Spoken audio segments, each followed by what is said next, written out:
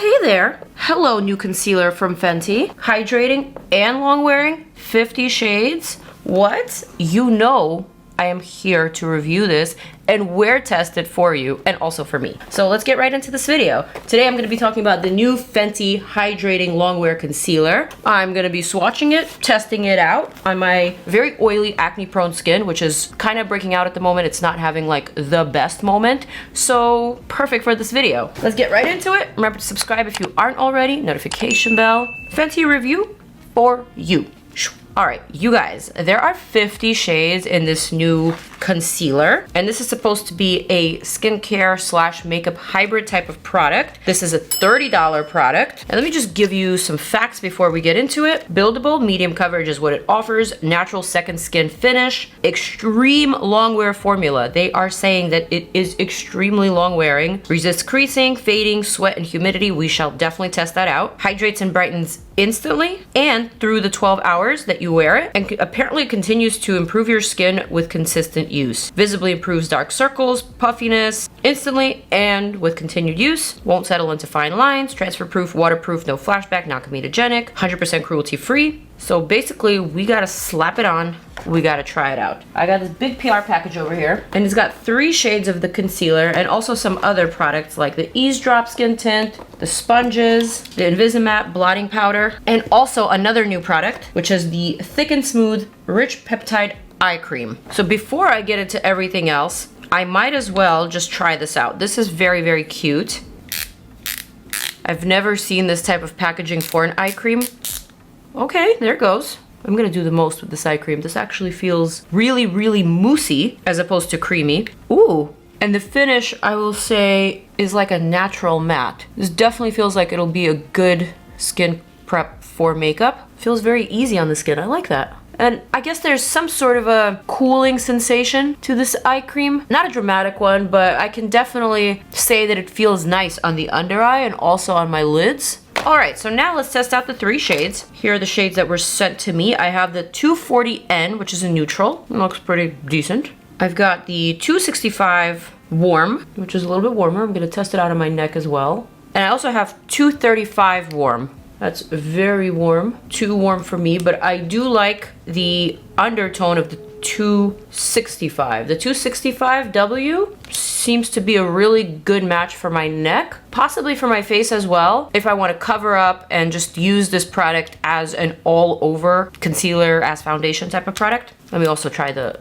lightest one, the 240 Neutral on my neck. 240 Neutral for sure looks really weird on the neck. If you squint your eyes and you take a look at my neck, this is the shade that blends in. These two obviously stand out. I would say it's probably the same with the face, but my face is very discolored. It's many, many shades lighter than the rest of me, and so I'm just gonna work with it. I feel like this would be a really good under eye shade for me. This one will probably be a good all over the face shade. It just blends in very well with my neck.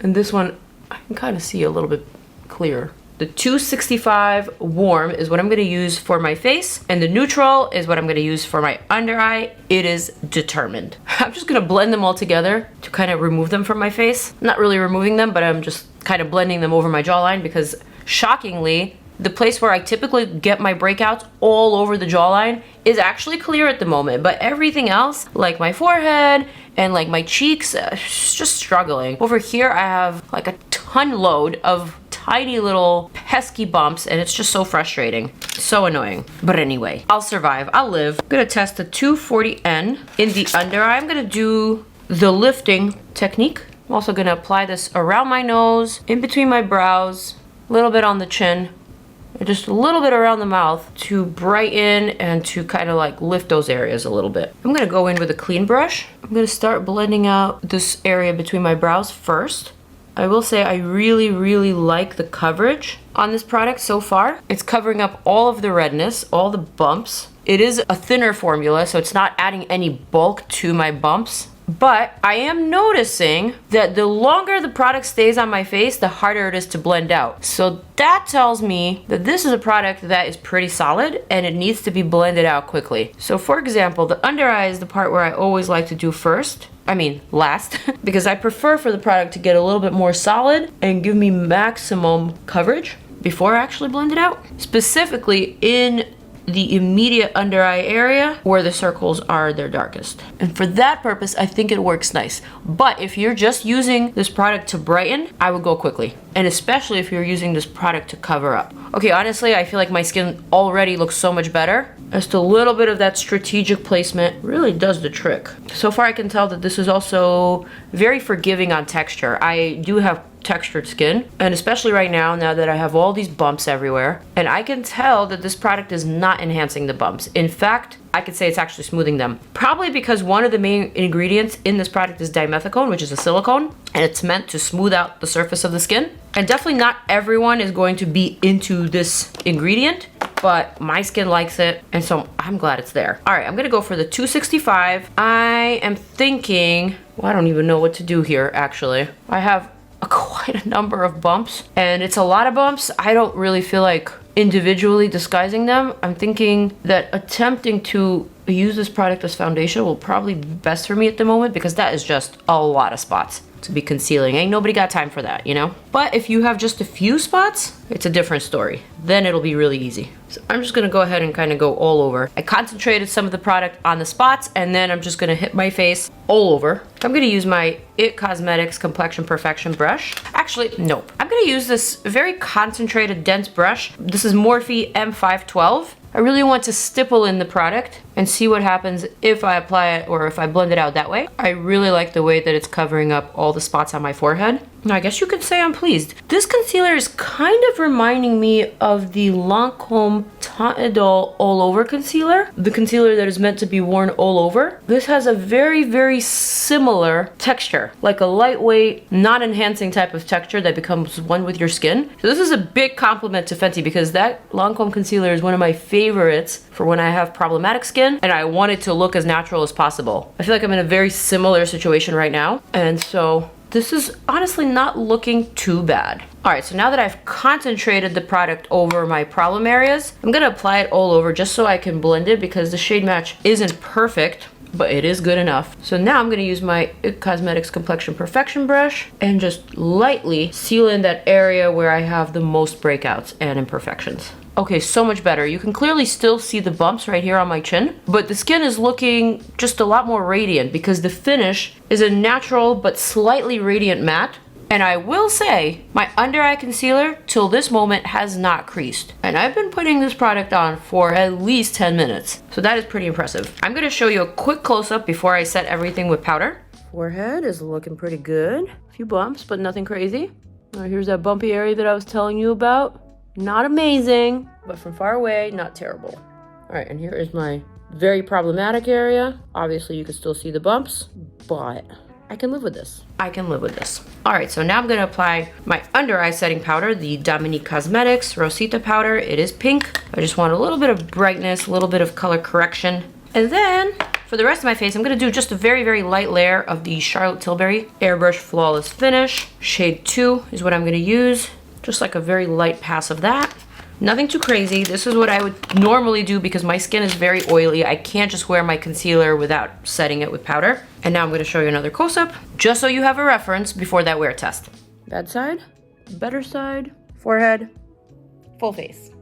And yes, I need to remove my Christmas decor.